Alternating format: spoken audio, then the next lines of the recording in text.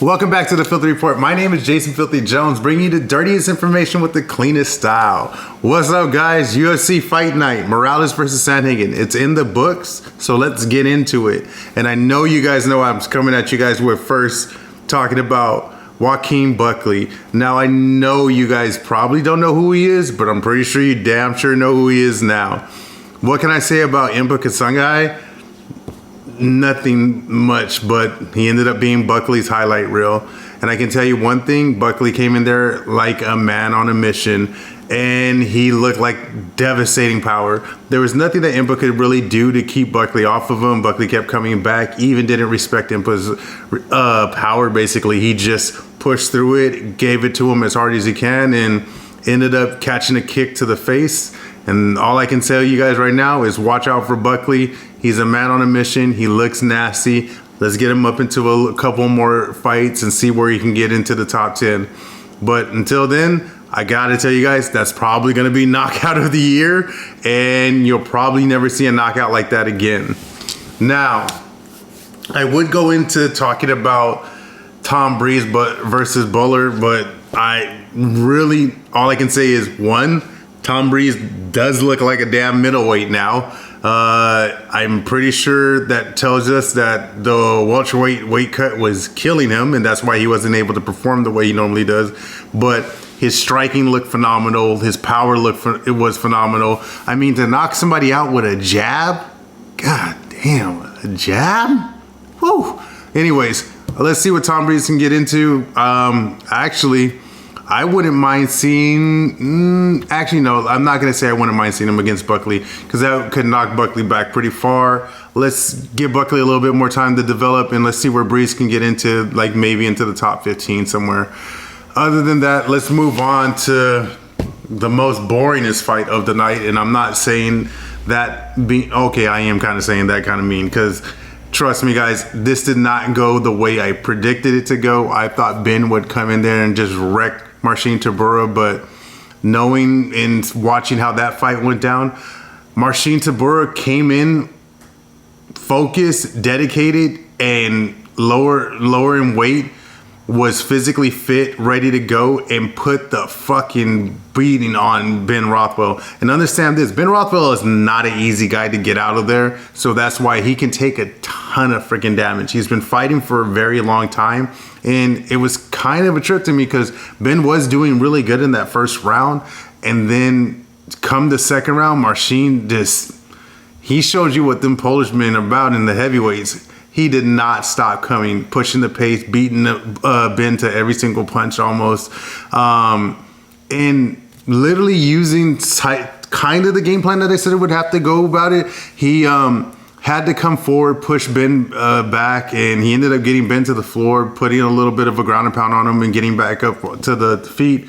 It just, I don't know, it seemed like maybe Ben didn't show up, or he just wasn't prepared, or maybe he gassed out a little bit, but that's not a typical Ben Rothwell. He has a really good cardio and really good striking and a really good ground game, and he usually can get people to the floor and submit them, or he'll end up putting them out. But I mean, not much I can say there. Where do I see Ben? I don't know. I guess you can call him like, I don't want to call Ben a gatekeeper, because he is a really good fighter. It's just he's been around for a while, and it's very odd to see that he went like that. With Marcin, I mean, let's see where he goes. Let's see if he can make it to the top 10. He's kind of been that kind of guy that just floats around in the top 15, never really able to break through. Well, we'll see now. Moving on from the Rothwell and Tybura fight, we get into the co-main event. Edson Barboza versus Amir Makwan. Now, this fight kind of played out exactly what I said it was going to play out like. I just didn't feel like Amir had the skills to actually take out Edson Barboza. Edson Barboza has been floating around in the top 5 of the lightweight division for, I want to say, the last, I'll say even last 6 years, 7 years. He's just that top tier of a fighter, just never could close out the show at the top of the heap of the 155 division. And don't get me wrong, the 155 division is probably one of the most stacked divisions throughout the whole world of MMA. I mean, from Bellator, One Fight Championship to UFC, anywhere you go, the lightweight division is going to be one of the most stacked divisions. It's always that in the welterweight division. So for him not to break through on the top of the heap of the lightweight division, not a shocker. Anybody can beat anybody on any given day of the night. Now, for them to throw Amir at him, I understand Amir is a very good striker and he has a really, really good ground game. I just didn't see him being able to take out Barboza like that. Barboza has some really fast kicks and they're devastating. When he puts it on you, he really puts it on you, and he's so damn fast. And a lot of people thought he was going to lose his speed going down the 145. It seems like the weight cut's not affecting him. His cardio is perfectly fine. He still carries over the power, and it even seems like he got a little bit faster. So from here, I would just say I wouldn't even float Edson Barboza in the top 15 or even the top of the 15. I'm talking like going into the 14, 13s, and 12s. Let's just push him into the top 10 and see who he can take on in there. I wouldn't mind seeing him go up against Jeremy Stephens. Jeremy Stephens, a hard-hitting striker who also used to fight at lightweight. So let's see how they can do matching up with each other. Or even, I wonder if Yair Rodriguez will be willing to fight Edson Barboza. But moving on from there, the only other thing we can talk about would be the main event. That's going to be Marlon Moraes versus Cody the Sandman Sandhagen. And this fight completely went different than what I thought it was going to be. I thought that if it was going to end early in the rounds, it was going to end up being Marlon, because Marlon has such devastating power. But seeing when Marlon got in there, it seemed like he didn't know how to deal with Cody's height and reach advantage, and it just seemed like he didn't show up to the fight at all. Cody kind of put on a pace on him and gave him no respect, just kept pushing him back, making him see that Cody is pretty much devastating anywhere from the ground to his striking. And Cody did not step back or take a back step at all against Marlon. He just kept putting a pace on him, throwing the kicks, throwing his punches, making sure that Marlon never really got in on him. And then doing the most devastating thing, but throwing a heel kick and putting Marlon out.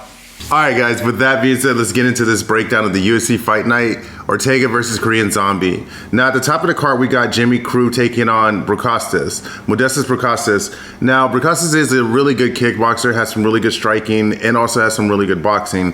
Hasn't really been tested on the ground, and we know that Crute is pretty good submission grappler, and so let's see how it goes here. But what I do know is with Jimmy, he's going to have to stay focused, stay driven, use his ground game. So I'm hoping that he's going to get Bucakos against the fence, take him down, stay top heavy, and try to get him out there with a submission.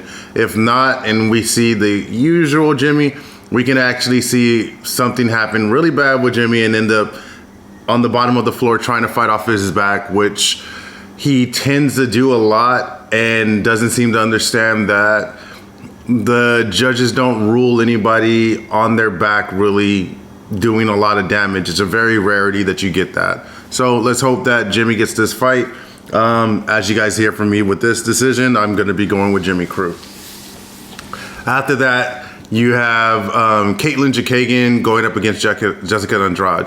Now, it's kind of a difference here because Jessica Andrade normally fights at 115, and don't get me wrong, she has fought at 135, and now she's moving up to 125, and which should not be anything of a problem for her. The reason being is Jessica is a little powerhouse. I mean, she has power in her hands, really good wrestling, really good grappling, and slams from hell. She kind of reminds me of a mix of, if she was a male version, it would be a mix of Matt Hughes and Sean Shirk. Just tiny, packs a punch, and always likes to get in close and put you on the ground, or she's going to be slamming you and putting her fist into your face. With Katlyn Chookagian, I mean, she's an all-round fighter, really, really good striking, has a really good ground game. My only problem with this is if she lets Jessica get in on her, I don't know if she's going to be able to deal with Jessica's power. I haven't really seen a problem with Jessica Andrade's cardio, and we know Caitlyn has cardio for days, and we'll just have to see how it goes from here. I kind of am tending to lean with Jessica Andrade a little bit more because I just feel like her power is going to be too much to handle for Caitlyn, so I'm going to go with Jessica in this fight, and we'll go from there. All right, so let's get into this main event. And before I start with the main event breakdown, I'm going to let you guys know I'm pretty much not going to be choosing anybody in the fight. I'm super biased. Both of the fighters have trained with a ton of my different teammates. Korean Zombie is trained with 10 Planet Jiu-Jitsu. Brian Ortega trains out at the Gracie Jiu-Jitsu Academy in Torrance. And he grew up in San Pedro, California. He's basically like a hometown boy to me, and he trains with a ton of my friends. So not going to really choose anybody in this fight, but I will tell you guys that it's going to be a phenomenal fight. From bell to bell, I don't think this is going to be a quick fight. I think this is going to be a straight up bloodbath, and we'll see how it go. But there are a few questions that Brian needs to answer. He's been out for 2 years. His last fight was against Max Holloway, which showed a lot of gaping holes in his game. And hearing from all the reports and hearing from a couple of my friends, Brian never really trained at the top level of MMA fighters. He pretty much got off of there with pure determination, heart, and jiu-jitsu, and got all the way to a title shot. But I have heard that he's revamped his whole fight camp and fight team. So we're looking into seeing if Brian has some new tricks in his arsenal with his striking, if he shored up his holes in his wrestling, and see how he goes from there. I'm going to let you guys know Korean Zombie is no slouch with his striking. He's very, very methodical with his striking, very technical, and has a lot of power. And his jiu-jitsu is probably not on the level of Brian's, but trust me, it's not sub-level jiu-jitsu at all either. He was able to pull off a twister in the cage, and trust me, that's not an easy submission to pull off.